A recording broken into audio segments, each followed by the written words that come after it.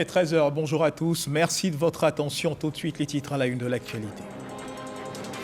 Le vice-président de la République, Tiemokom Iliet Kone, représentait le président de la République, Alassane Ouattara, au 17e sommet extraordinaire de l'Union africaine, apportant sur l'industrialisation et la diversification économique, visait à prendre des résolutions et des mesures urgentes pour l'accélération du processus d'industrialisation du continent africain.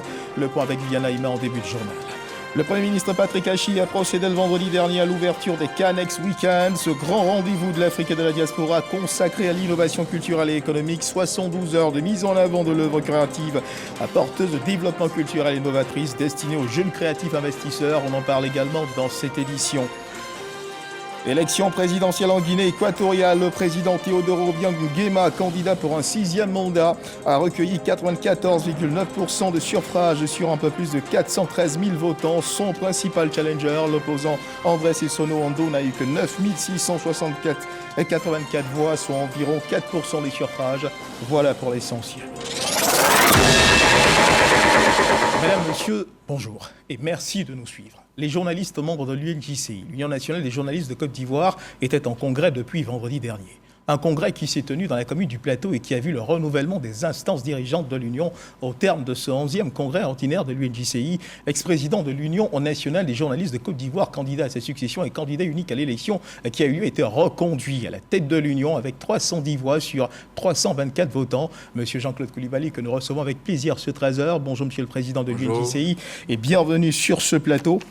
Eh bien, avec vous, nous allons parler de votre vision, de cette offre que vous faites donc pour l'UNJCI. Nous allons donc revenir un peu sur l'organisation de ce congrès, mais nous nous appesantirons sur la vision que vous avez pour l'UNJCI. Et cet entretien, ce sera dans une demi-heure. Mais avant, ensemble, regardons du côté de Niamey au Niger. Le vice-président de la République, Tiemokom Iliet Kone, nous le disions dans les titres, représentait le président de la République, Alassane Ouattara, au 17e sommet extraordinaire de l'Union africaine. Ce 17e sommet extraordinaire de l'UIA sur l'industrialisation et la diversification économique visait à prendre des résolutions et des mesures urgentes pour l'accélération du processus d'industrialisation du continent africain.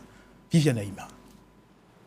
Double session de l'Union africaine ce vendredi 25 novembre à Niamey au Niger, à savoir le 17e sommet extraordinaire sur l'industrialisation et la diversification économique et la session extraordinaire sur la zone de libre-échange continentale africaine, la ZLECAf. Le vice-président de la République, Kone Tiemoko Mélié, représentait le président de la République, Alassane Ouattara. Le sommet qui avait pour thème l'Afrique, engagement renouvelé pour une industrialisation et une diversification économique inclusive et durable, s'est tenu au centre Gandhi de Niamey, sous la présidence du président Paul Kagame, président de la République du Rwanda, qui représentait le président Macky Sall, président en exercice de l'Union africaine. À l'issue du huis clos qui a suivi l'ouverture solennelle du sommet, les chefs d'État et de gouvernement ont adopté plusieurs projets de décision sur la ZLECAf, visant à booster les échanges commerciaux entre les États africains. Les chefs d'État et de gouvernement ont également adopté le projet de déclaration de l'Union africaine sur l'industrialisation, qui prend en compte les critères et modalités pour accélérer l'industrialisation de l'Afrique. Au cours des échanges, le vice-président de la République, Kone Tiemoko Mélié, a mis l'accent sur 3 de ces modalités, en l'occurrence le démarrage de l'industrialisation par la transformation locale des matières premières agricoles et minières, le rôle primordial du secteur privé dans la mise en œuvre de la stratégie d'industrialisation et le financement des réformes. Il a appelé les institutions financières africaines, notamment la Banque africaine de développement et l'Afreximbank, à s'investir dans la mise en œuvre de la stratégie africaine d'industrialisation. Il faut souligner que les différents intervenants lors du sommet ont tous lancé un appel pressant face à la lenteur constatée dans le processus d'industrialisation de l'Afrique, malgré les volontés affichées des États et les engagements pris depuis des décennies. Au terme des travaux, le vice-président de la République a regagné Abidjan dans la soirée du vendredi. Un compte-rendu de Viviane Haïma du côté de Dakar, au Sénégal. Le gouverneur de la Banque centrale des États de l'Afrique de l'Ouest, la BCEAO, Jean-Claude Cassibro, a été installé lors d'une cérémonie officielle devant plusieurs personnalités de l'espace UEMOA, une douzaine de gouverneurs de banques centrales du monde. Présent également à cette cérémonie, le président du Conseil économique, social, environnemental et culturel, Eugène Aka Awele. Le nouveau gouverneur de la BCEAO s'est engagé à poursuivre la mission de maintien de la stabilité monétaire et d'accompagnement du développement économique de la sous-région ouest-africaine. Et pour cela, il compte entre autres sur l'esprit de solidarité des États membres. Le compte-rendu complet de nos envoyés spéciaux, Adama Koné et Ulrika Dongon. Désignation le 4 juin, prestation de serment le 8 juillet, le processus de nomination de Jean-Claude Cassibro s'achève ce 25 novembre par la cérémonie d'installation à Dakar au Sénégal. Selon le président en exercice du Conseil des ministres de l'UEMOA, c'est tout simplement l'homme du moment. Monsieur Brou dispose de références académiques solides et d'une expérience professionnelle riche et diversifiée.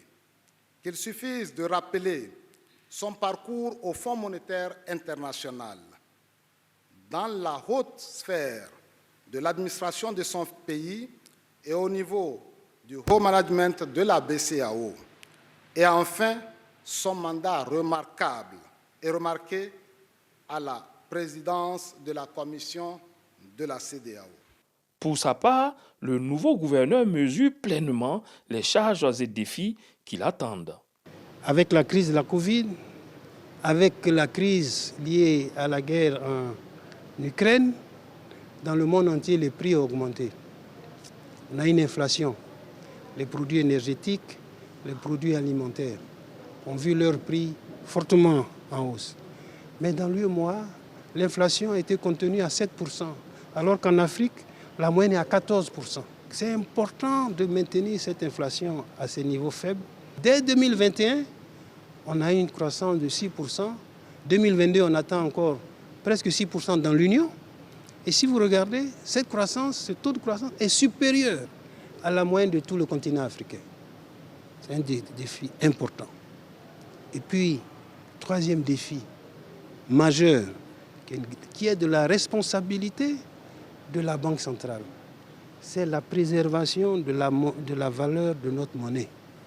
Plusieurs personnalités du monde socio-économique de l'espace UEMOA et de gouverneurs de banques centrales ont effectué le déplacement de Dakar.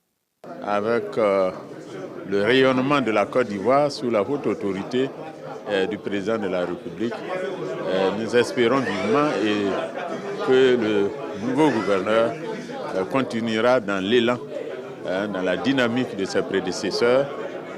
Nous ne serons en douter, tant il est vrai que lui-même, il a un excellent parcours partout où il est passé. Je crois qu'il sait là où il faut aller, là où il faut réfléchir. Il a aussi tout ce qui a été fait par ses prédécesseurs, la dynamique qu'ils ont instituée de plus en plus. Et je pense qu'il a tous les éléments aujourd'hui pour pouvoir être un bon gouverneur et un gouverneur performant dans la lignée de tous ceux qui ont apporté quelque chose à la Banque centrale.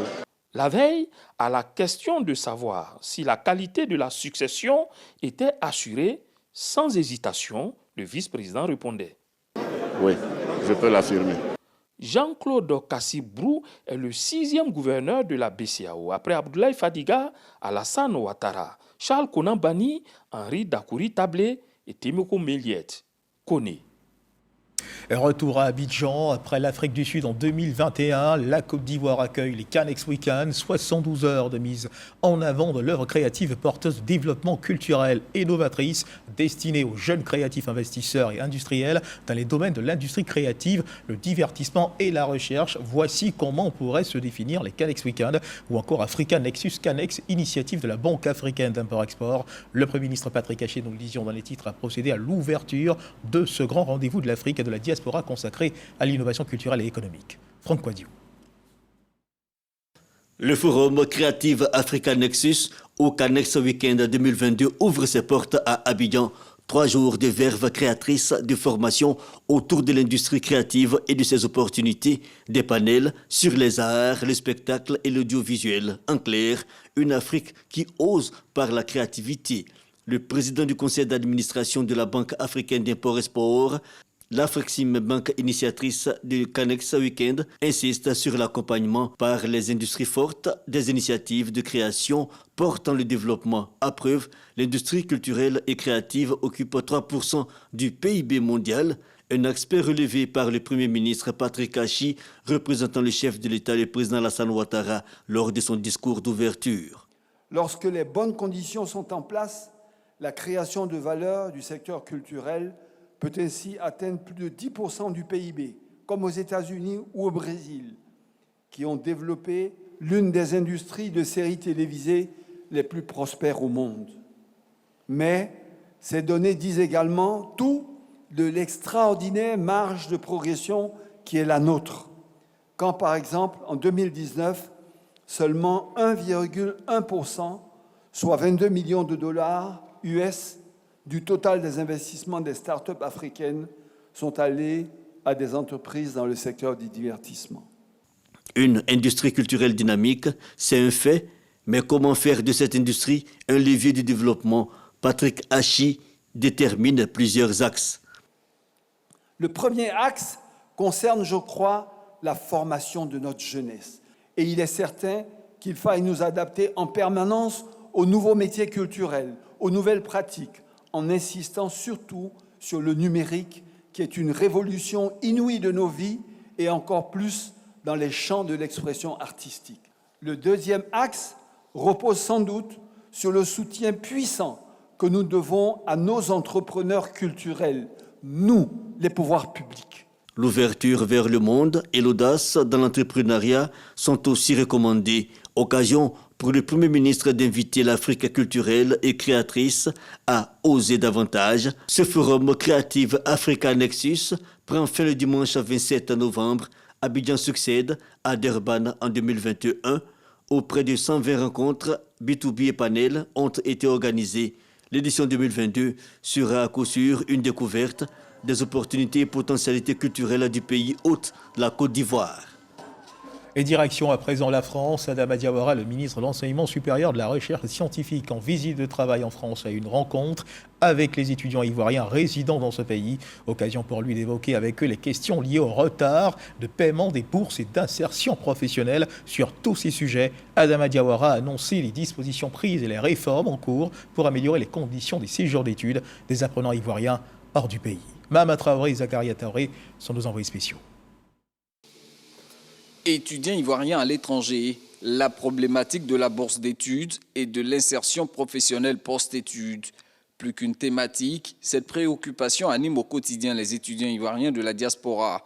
Le ministre de l'Enseignement supérieur et de la Recherche scientifique vient donc à cette première journée de l'étudiant ivoirien de France pour apporter des réponses, notamment sur la question du paiement régulier des bourses, où une réforme est attendue. Le ministère actuellement a élaboré 2 projets de décret qui sont sur la table, qui bientôt seront soumis à l'appréciation du Conseil des ministres. Alors le premier, s'il est adopté, permettra de payer les bourses de façon régulière, par trimestre. Et surtout, le premier paiement se fera déjà au mois de septembre. Un deuxième décret en attente d'adoption viendra lui régler le problème de l'insuffisance des taux de bourse. Le minimum qui est demandé comme taux de bourse, c'est 629 € par mois. Bon, donc évidemment, il faut faire en sorte que les niveaux de bourse puissent permettre de résoudre ce problème. Ensuite, vous avez des étudiants qui sont en thèse et pour ceux-là, leur laboratoire demande qu'ils aient un taux de bourse qui se situe entre 1000 et 1300 €.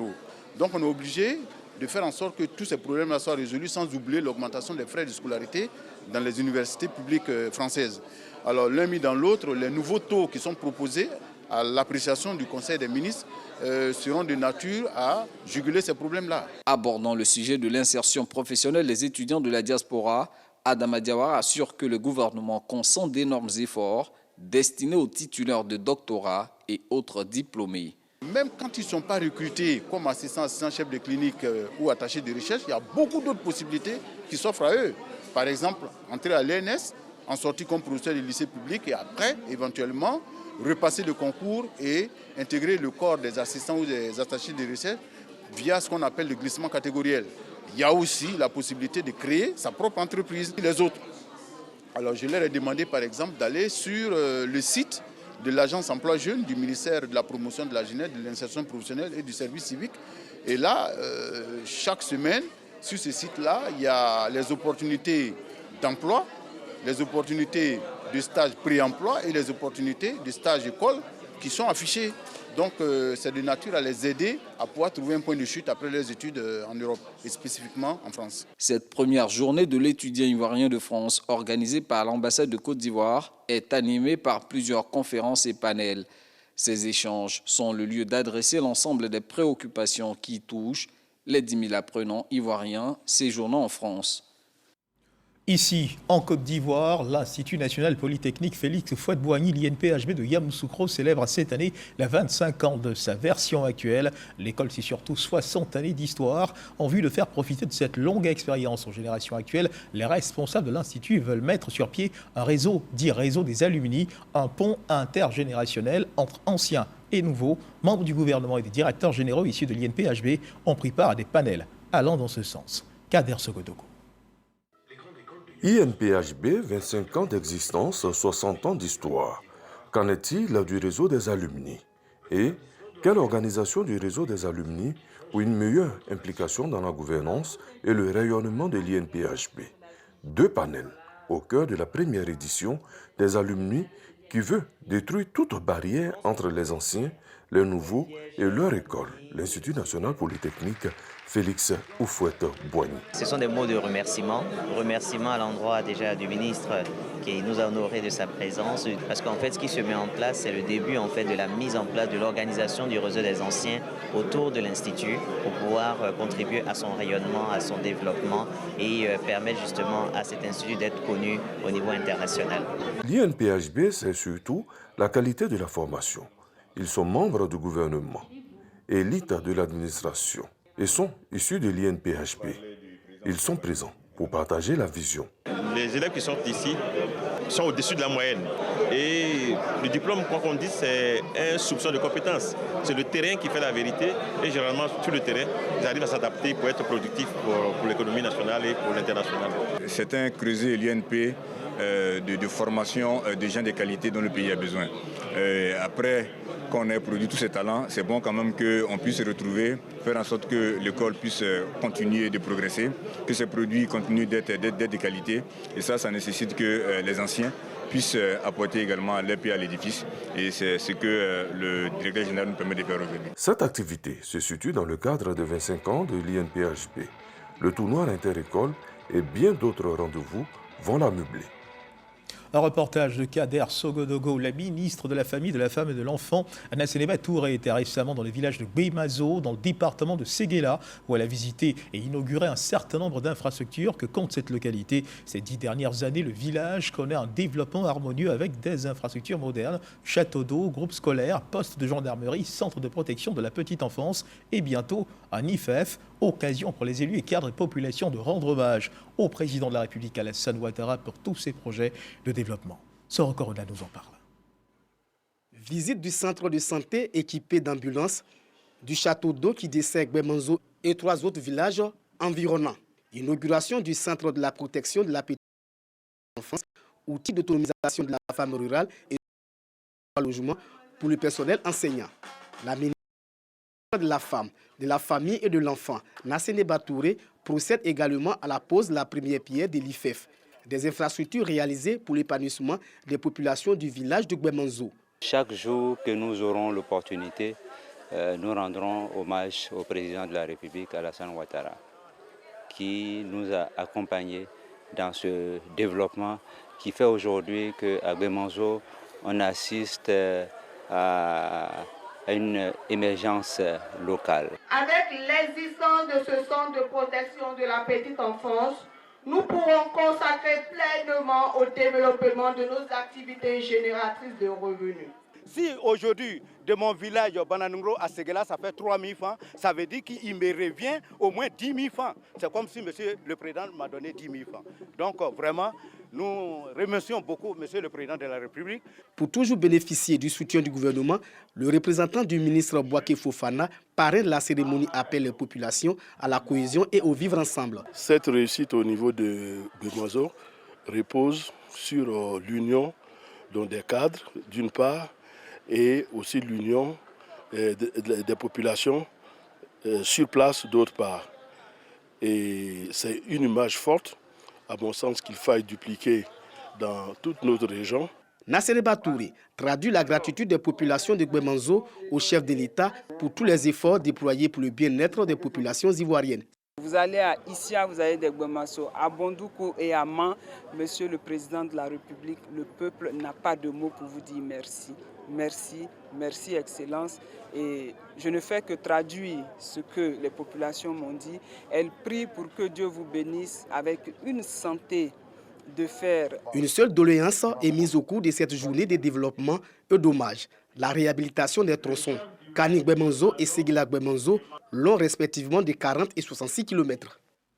Et puis dans la Bagoué, le ministre de la Construction, du Logement et de l'Urbanisme, Bruno Nabagné-Koné, a lancé l'opération d'enrôlement à la CMU des têtes couronnées. Bruno Nabagné-Koné a expliqué aux chefs traditionnels de la Bagoué les avantages qu'offre la carte d'assuré de la couverture maladie universelle. Des chefs traditionnels de la Bagoué qui n'ont pas hésité à se faire enrôler. C'est un élément de Charles Tatou. Nous y reviendrons assurément dans nos prochaines éditions. À suivre à présent l'évolution de la Covid-19 en Côte d'Ivoire.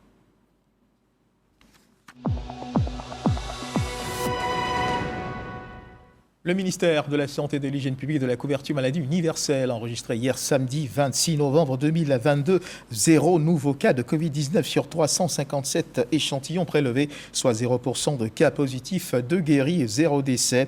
À la date du 26 novembre 2022, la Côte d'Ivoire compte donc 87 885 cas confirmés, dont 87 044 personnes guéries, 830 décès et 11 cas actifs. Le nombre total d'échantillons est de 1 652 906. Le 25 novembre 2022, 10 035 doses de vaccins ont été administrées, soit un total de 21 813 575 doses du 1er mars 2021 au 25 novembre 2022. Vous avez certainement dû le remarquer dans le plan d'action sanitaire, les mois d'octobre et de novembre ont cette particularité d'être consacrés à la sensibilisation contre les cancers du sein et de la prostate. Face à ces deux tueurs silencieux, le Rotary Club Massima a organisé un déjeuner statutaire. Au cours de cette rencontre, une conférence a été dite par des spécialistes autour du thème suivant « Célébrons les vivants, célébrons les survivants, célébrons la vie ». Le docteur Judith Kouko-Koulibaly, qui représentait le ministre de la Santé, de l'Hygiène publique et de la couverture maladie universelle, a traduit l'engagement du gouvernement pour la prise en charge des malades du cancer du sein et de la prostate. Frédéric Oulaï, Didier Nguessan.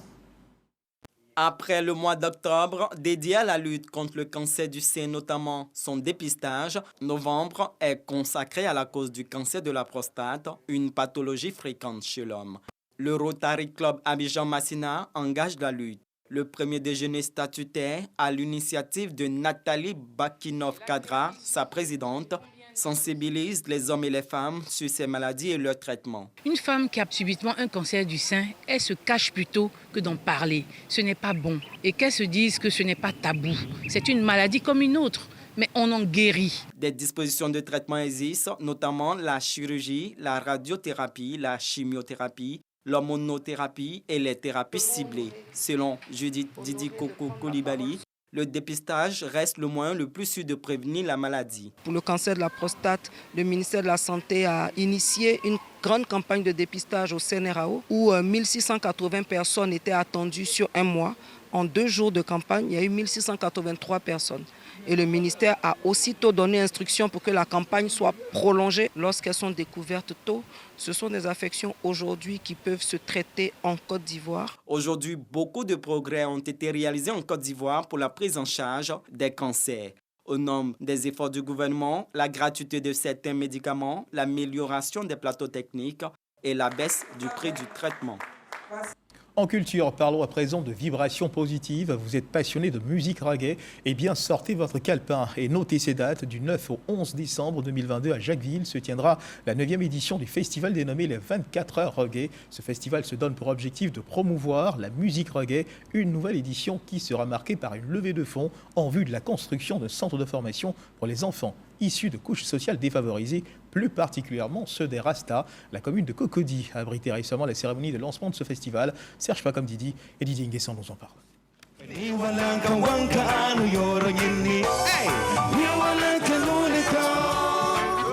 Des vibrations et des notes savamment orchestrées de la musique reggae retentiront les 9, 10 et 11 décembre prochains à Jacquesville, à l'occasion de la 9e édition du festival, les 24 heures du reggae.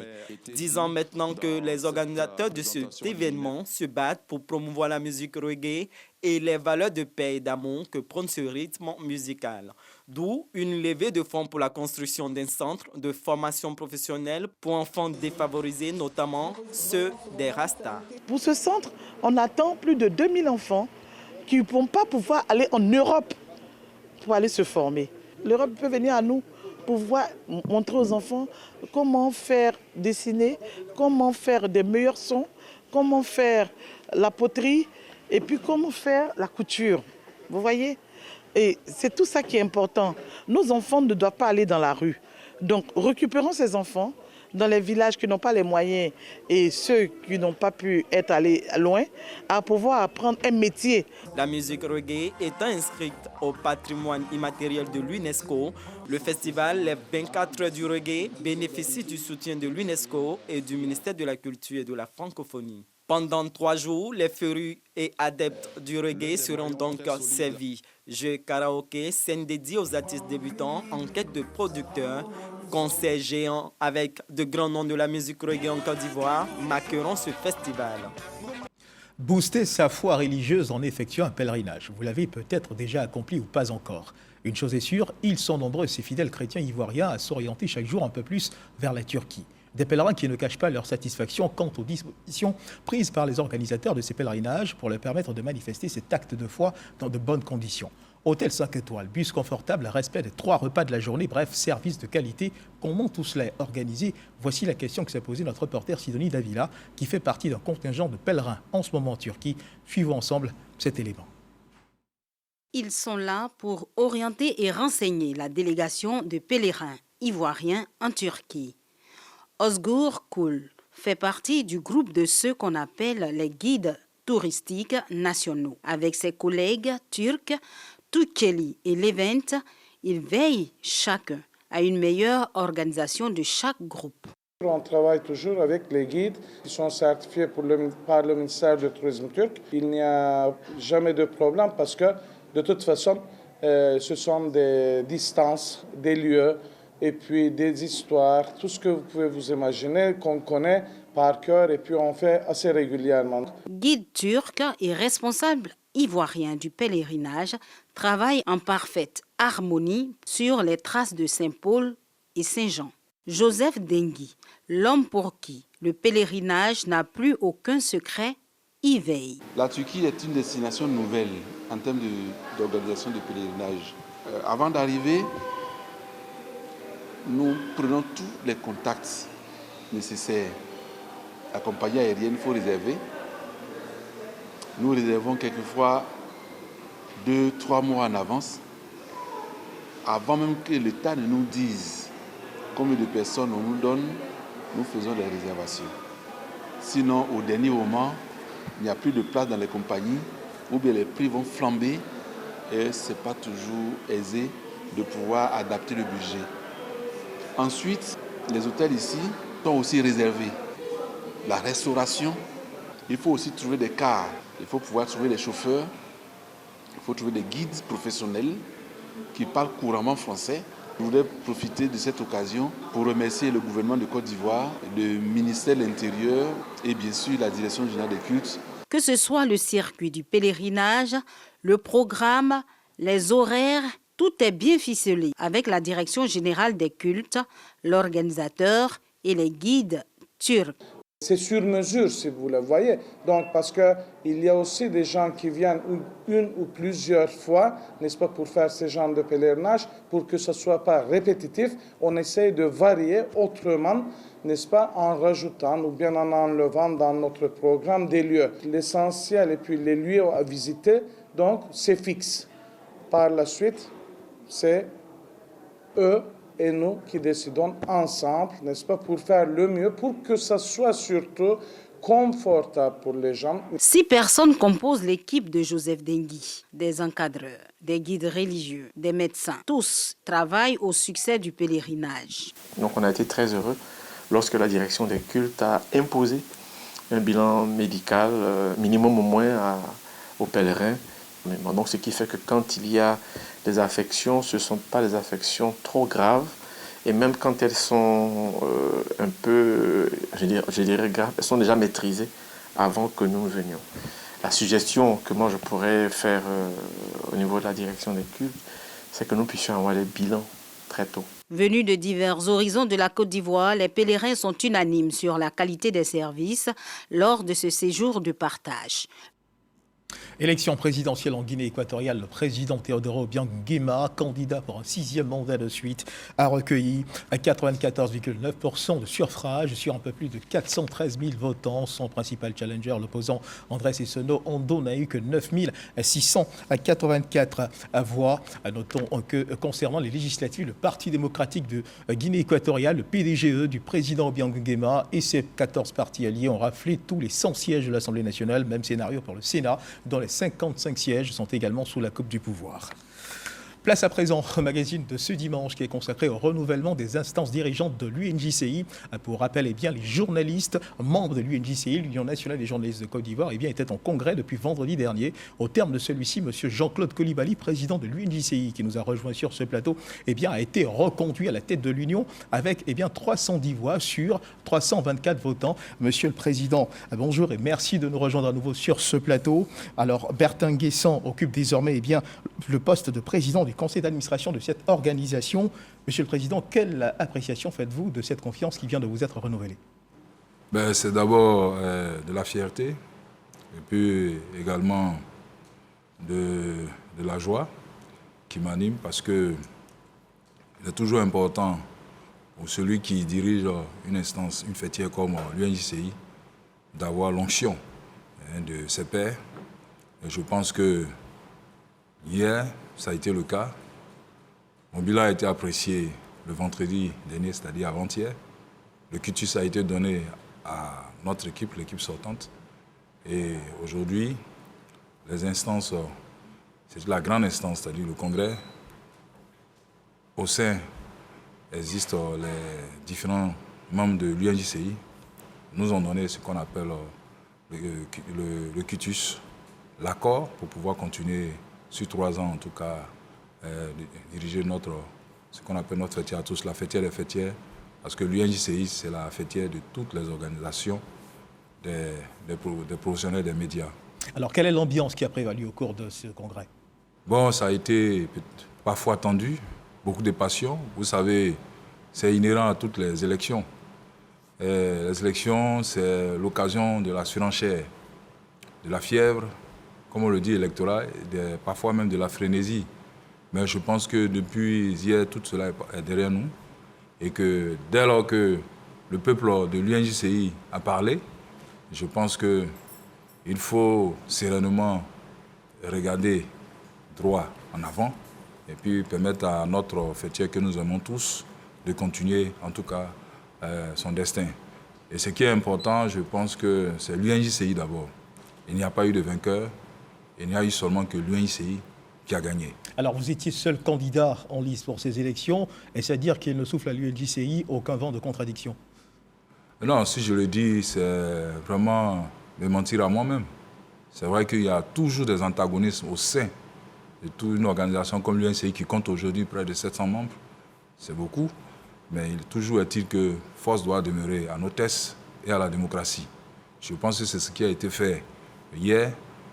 Les journalistes sont sortis massivement, se rendre à la maison de la presse d'Abidjan, qui est le siège social de l'UNJCI. C'est la première fois même que nous tenons ces assises en notre sein, c'est-à-dire que dans notre maison à nous.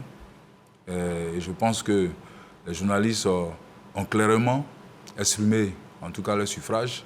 Sur les 324 journalistes qui sont déplacés pour voter, 310 ont voté pour notre liste, l'union de toutes les générations. Et je pense qu'à ce niveau-là, c'est clair. Le mandat a été renouvelé dans la clarté avec le nouveau président du conseil d'administration, Bertin Nguessan. Et je pense que nous allons nous mettre au travail. Alors suivons ensemble cet élément de notre reporter Walter Ahmed Ouattara qui revient sur le déroulement de ce congrès. Atmosphère d'élection à la Maison de la Presse, c'est dans la commune du Plateau. L'Union nationale des journalistes de Côte d'Ivoire renouvelle ses instances. On a 2 candidats au niveau de la présidence du conseil d'administration, notamment Félix Boni et Bertrand Nguessan. Et au niveau du conseil exécutif, nous avons un candidat qui est Jean-Claude Koulibaly. Et voilà, donc les congressistes font leur choix. C'est démocratique, avec des urnes transparentes, bien entendu. Et dans l'ensemble, je pense que tout se passe bien. Les membres de la corporation sont très mobilisés depuis vendredi. Aujourd'hui, ils s'acquittent de leur devoir de vote. Certains d'entre eux expriment leurs attentes. Les journalistes sont déjà responsables. Ils ont tenu à affirmer une bonne image de cette corporation. Tout se passe bien. Nos attentes, c'est de demander quand même à ce nouveau bureau-là d'être plus regardant à l'endroit des journalistes de l'intérieur. Au plan de la formation. Nous qui avons la chance de représenter les journalistes de Yopougon, la plus grande commune de Côte d'Ivoire, nous attendons que le nouveau président travaille véritablement au renforcement de la confraternité entre journalistes. Les élections, vous avez vu le contexte dans lequel ça s'est déroulé. C'est dans un bon esprit. La presse est indispensable à la démocratie. Et la presse aujourd'hui a besoin du soutien de l'État. Donc ensemble, c'est de réfléchir et de voir comment peut être ce soutien, comment ça peut se décliner. C'est ça le plus important pour nous.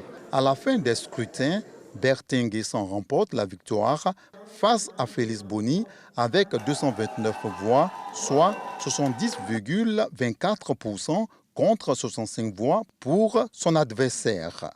Il est désormais le président du conseil d'administration de l'organisation. Le nouveau PCA remplace à ce poste Kolo Koulibaly. Sur une liste de 691 inscrits, 324 votants est réélu avec 310 voix, soit 95,67% Jean-Claude Koulibaly. Le président sortant est seul candidat à sa succession. Le congrès ordinaire de l'UNJCI se tient tous les 3 ans. Alors, Monsieur le Président de l'UNJCI, y a-t-il véritablement eu bataille électorale? Vous étiez seul en lice. Oui, il y a eu une bataille électorale, naturellement, comme toute joute électorale. C'est vrai que j'étais seul en lice, mais il n'en demeure pas moins qu'il y a, comme je l'ai dit tantôt, des antagonistes internes. C'est-à-dire qu'il y a certaines personnes qui n'étaient pas avec moi. C'est clair, qui ont aussi fait une contre-campagne, aussi insidieuse qu'elle soit. Mais il est important que dans tout ce qui s'est passé, la démocratie a triomphé autour de nos tests. Et c'est ce qu'il faut retenir. Alors, vous n'êtes pas un candidat ordinaire. Vous avez cette particularité d'avoir déjà donc, présidé au destiné de cette union. Vous avez donc un bilan. Voilà, un bilan qui parle pour vous.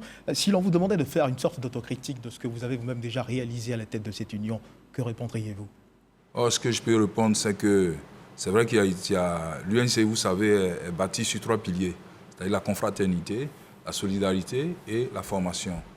Ce qui est de la formation, c'est la première fois dans l'histoire de l'UNJCI qu'il y a une convention qui a été signée avec la première université de Côte d'Ivoire, qui est l'université Félix Houphouët-Boigny, où les journalistes sont formés à l'université. C'est-à-dire que ceux qui ont décidé de continuer leurs études, qui en licence, qui en master 1, master 2 et en doctorat.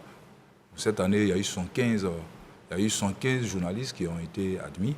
À l'heure où je vous parle, il y a 16 journalistes qui sont formés à l'ISTC, parce que nous avons une convention avec cette école-là, en GRI, pour intégrer en fait, le marché du travail qui est aujourd'hui concurrentiel. Il y a beaucoup de choses. Il y a la maison dans laquelle nous avons fait, par exemple, nos assises entre ces 2 jours, le vendredi et samedi, vient d'être construit.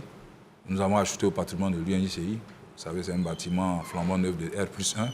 Il y a bientôt le restaurant R+1 ultra moderne qui sera construit. Voilà, et nous allons continuer ainsi dans cette voie-là. Il y a beaucoup de choses. Il y a l'opération un journaliste, un terrain, un journaliste, un toit, tout ça. Cette convention concernant la formation des journalistes à l'université et à l'ISTC, elle est au compte de qui? De l'UNJCI? Elle est prise en charge par l'UNJCI? C'est une convention... C'est un accord tacite? Non, ce n'est pas un accord. C'est une convention qui a été signée le 20 avril 2020 avec l'UNJCI et l'Université d'Abidjan. Plus précisément, l'UFRICA qui domicilie, comme vous le savez, le CERCOM. Et c'est au CERCOM que se déroule vraiment cette formation. Nous allons continuer encore pour ceux qui n'ont pas le bac avec le CAMPC. On a une convention en vue avec cette école prestigieuse qui forme aussi, il faut le rappeler, des gens en diplôme CAMES. Ce sont des formations diplômantes et non qualifiantes. C'est la première fois que cela se fait actuellement à l'UNJC. C'est vrai qu'il y avait d'autres formations, mais pour cette fois-ci, ce sont des qualifiants. Mais on le fait pour permettre à ce qu'il y ait une émergence d'une élite en notre sein. C'est ce qui est important. Voilà ce que nous pouvons dire là-dessus. Et au nom de ces projets, vous avez parlé à l'instant d'un projet, un journaliste, un terrain. Il s'agit de faire quoi? De permettre à un journaliste, à tout journaliste qui le désire, de devenir propriétaire d'un terrain, c'est cela? Oui, pas seulement. Quelles sont les modalités à remplir? Les modalités sont simples. Pour ce qui est de terrain, ce sont des terrains, par exemple, qui varient de 1 million à 3 500 000 et de 150 mètres carrés à 500 mètres carrés, selon le périmètre, comme vous le savez, et selon aussi la situation géographique. Et le journaliste a 3 ans pour solder, en tout cas, ces terrains, qui vont de, comme je l'ai dit, de 1 million à 3 500 000. Il a 3 ans pour le faire, vraiment à des modalités souples. Pour ce qui est des maisons, par exemple, ce sont vraiment c'est une opération qui est bâtie sur ce qu'on appelle la location-vente. Lorsque vous payez, par exemple, l'apport initial, ou bien on appelle la caution aussi solitaire, qui varie de 3 500 000 à 5 millions, une fois que vous finissez, par exemple, de cotiser à ce niveau-là, vous avez droit à une maison que vous payez mensuellement, qui vous revient dans 15 ans, 16 ans, 17 ans. Alors, Monsieur le Président de l'UNJCI, avez-vous le sentiment que tous les journalistes se reconnaissent en cette fêtière que vous incarnez? Oh oui, je pense que... Qu'est-ce qui fonde votre assurance? Mon assurance est simple. Vous avez vu un peu l'engouement qu'il y a eu autour de ces élections. Ça veut dire que les journalistes aiment leur union. Ils aiment viscéralement leur union. Ils tiennent véritablement à cette union-là qui a été bâtie, il faut le rappeler, le 25 novembre 1991. Donc ça coïncidait, nos assises coïncidaient aux 31 ans de notre association. Et je pense que c'est une bonne chose, c'est un signe du ciel. Et je pense que nous allons continuer à tenir la barque, à maintenir véritablement l'union à un certain niveau. Parce que ce qui est important, c'est le combat pour la responsabilité, pour l'image qui est important, pour le crédit. Parce qu'une fois que vous avez le crédit, vous avez l'image, toutes les portes vous sont ouvertes. Mais si vous perdez votre crédit qui veut dire confiance, dans ce cas-là, vous avez toutes les difficultés à vous en sortir. Et parlons justement d'image, permettez-moi de rebondir sur ce terme. Beaucoup de nos confrères continuent d'évoluer dans la précarité. Quelles sont les solutions que vous proposez pour justement remédier à cet état de fait? Bien, ce que nous proposons, c'est vraiment de nous retrouver ensemble et de faire en sorte que nous puissions discuter autour d'une table sur nos problèmes. Et entre nous, les organisations professionnelles des médias, mettre en place ce qu'on appelle une plateforme revendicatrice. Les fonctionnaires nous ont montré un peu la voie. Il nous appartient, en les imitant, de savoir présenter les problèmes devant les dirigeants afin que nous puissions être soutenus. Parce que je vais vous dire une chose, ce n'est pas vraiment de la mendicité, c'est toujours la contrepartie que l'État nous doit. Parce que je le dis, nous, aujourd'hui, que ce soit, je parle des entreprises de presse, que ce soit les entreprises publiques, privées, nous nous battons pour le droit à l'information. Nous le faisons chaque jour. Regardez un peu à la surveillance de la Covid, ce sont les journalistes, ce sont les entreprises de presse qui ont mené, qui ont porté le combat.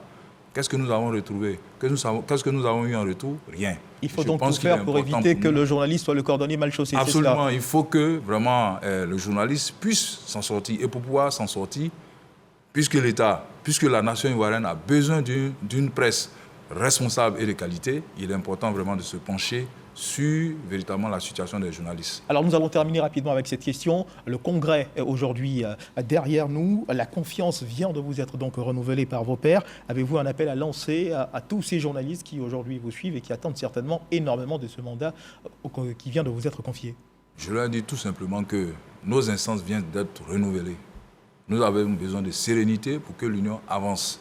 Les élections sont passées et il nous appartient maintenant de nous mettre ensemble autour de la mer, c'est-à-dire l'UNJCI, afin que nous puissions véritablement glaner ce qui nous revient de droit. Je vous remercie. Et nous pensons que cet appel a été entendu, mais je ne peux pas vous laisser partir tout aussi facilement, rapidement. Quelques grands projets sur lesquels vous entendez intervenir pour les 3 ans à venir. Très rapidement. 3 ans à venir, nous avons la cité de l'UNJCI. Nous avons le combat. Qui sera bâti où? Je ne vous dirai pas pour le moment, mais ce qui est sûr sera bâti dans les périphéries d'Abidjan. Nous sommes très avancés à ce niveau-là. Je pense que dans les jours à venir, vous aurez des nouvelles. Ce que je vais dire encore, l'un des grands projets aussi, c'est également le 0,01% que nous réclamons comme contrepartie par rapport au droit à l'information. Je pense que ça, c'est un autre débat que nous avons engagé avec l'État de Côte d'Ivoire. Merci, Monsieur le Président. Madame, Monsieur, c'est sur ces mots que s'achève cette édition de 13h. Juste avant de rendre l'antenne, nous voulons vous rappeler que dans le cadre du magazine ce dimanche, nous recevions Monsieur Jean-Claude Coulibaly, élu hier donc président de l'Union nationale des journalistes de Côte d'Ivoire au terme d'un congrès débuté vendredi dernier. Confiance renouvelée par ses pairs. Avec lui, nous avons bien parlé de ses visions et de ses projets en vue de travailler pour une union de journalistes plus forte. Merci de nous avoir suivis. Dieu garde la Côte d'Ivoire.